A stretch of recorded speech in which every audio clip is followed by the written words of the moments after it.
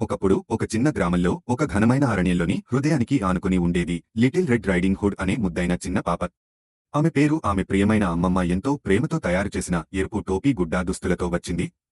Little red తన అమ్మమ్మను సందర్శించడాన్ని ఎంతో ఇష్టపడేది. ఆమె అరణ్యం పక్కన ఉండేది.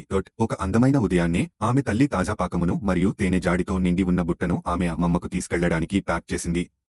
జాగ్రత్తగా ఉండమ్మా, ఆమె తల్లి హెచ్చరించింది. మార్గం మీదనే ఉండు మరియు అపరిచితులతో మాట్లాడకు. లిటిల్ రెడ్ తన తల్లి మాటలను పాటిస్తానని హామీ ఇచ్చింది మరియు ఒక చెమకతో తన ప్రయాణాన్ని ప్రారంభించింది. అరణ్యంలో త్రిప్పుతూ ఒక సంతోషకరమైన పాటను హమ్ చేస్తూ వెళ్ళింది. లిటిల్ రెడ్కు తెలియకుండా ఒక నక్క ఆమెను నీడల నుండి గమనిస్తోంది. నక్క ఆమె తీసుకెళ్లిన రుచికరమైన పాకమును ఆశించింది మరియు ఆమెను మోసం చేయడానికి ఒక పథకాన్ని సిద్ధం చేసింది. శుభోదయం లిటిల్ రెడ్ రైడింగ్ హుడ్, నక్క స్నేహపూర్వకంగా నటిస్తూ చెప్పింది. ఆ అందమైన బుట్టతో ఎక్కడికి వెళ్తున్నావు? ఓ శుభోదయం మిస్టర్ ఫాక్స్, లిటిల్ రెడ్ వినమ్రంగా సమాధానమిచ్చింది. నేను నా అమ్మమ్మను సందర్శించడానికి వెళ్తున్నాను. ఆమె ఆరోగ్యం బాగాలేదు. ఆమెకు ఆరోగ్యం బాగుపడేందుకు కొన్ని మంచి పదార్థాలు తీసుకెళ్తున్నాను. నక్క యొక్క కళ్ళు అవిశ్వాసంతో మెరుస్తున్నాయి. ఎంత మంచి పని, నా ప్రియమైనది.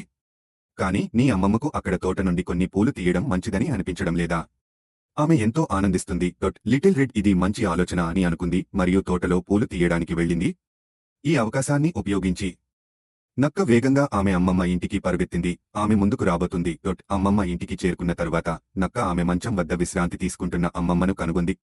దానిని వెంటనే పక్కదాచింది మరియు ఆమె టోపీ మరియు కళ్లద్దాలను వేసుకుంది ఆమె స్థానంలో ఉండటానికి.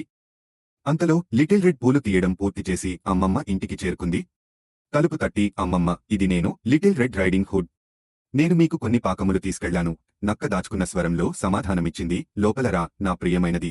లిటిల్ రెడ్ ఇంటి లోపల ప్రవేశించింది మరియు ఆమె అమ్మమ్మ చాలా వేరుగా కనబడుతోందని గమనించింది. అమ్మమ్మ, నీకు ఎంత పెద్ద కళ్ళు ఉన్నాయో అని అనుకుంది. మిమ్మల్ని బాగా చూడటానికి, నా ప్రియమైనది, నక్క సమాధానమిచ్చింది. అమ్మమ్మలా మాట్లాడాలని ప్రయత్నిస్తూ లిటిల్ రెడ్ మరిన్ని మార్పులను గమనించింది. అమ్మమ్మ, నీకు ఎంత పెద్ద చెవులు ఉన్నాయో అని అనుకుంది.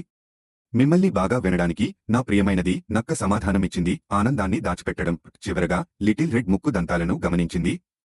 అమ్మమ్మ, నీకు ఎంత పెద్ద దంతాలు ఉన్నాయో అని అనుకుంది. ఇప్పుడు ఖచ్చితంగా ఏదో తప్పుగా ఉందని. మిమ్మల్ని తినడానికి మంచిదిగా నక్క చొక్కా తీసి దాని నిజ స్వరూపాన్ని వెల్లడించింది. భయంతో లిటిల్ రెడ్ తలుపు వైపు పరుగెత్తింది. కాని అదే సమయంలో ఒక ధైర్యమైన గూడివాడు ఇంటిలోకి దూసుకుని వచ్చాడు. అతను ఆ దుమ్మారాలు విని వచ్చాడు మరియు లిటిల్ రెడ్ మరియు ఆమె అమ్మమ్మను రక్షించడానికి ప్రయత్నించాడు. తన గొప్ప కర్రతో గూడివాడు నక్కను భయపెట్టాడు. లిటిల్ రెడ్ మరియు ఆమె అమ్మమ్మ సురక్షితంగా ఉన్నారు. ఆ రోజు నుండి లిటిల్ రెడ్ రైడింగ్ హుడ్ అపరిచితులతో మాట్లాడకుండా జాగ్రత్తగా ఉండాలని ఒక ముఖ్యమైన పాఠం నేర్చుకుంది.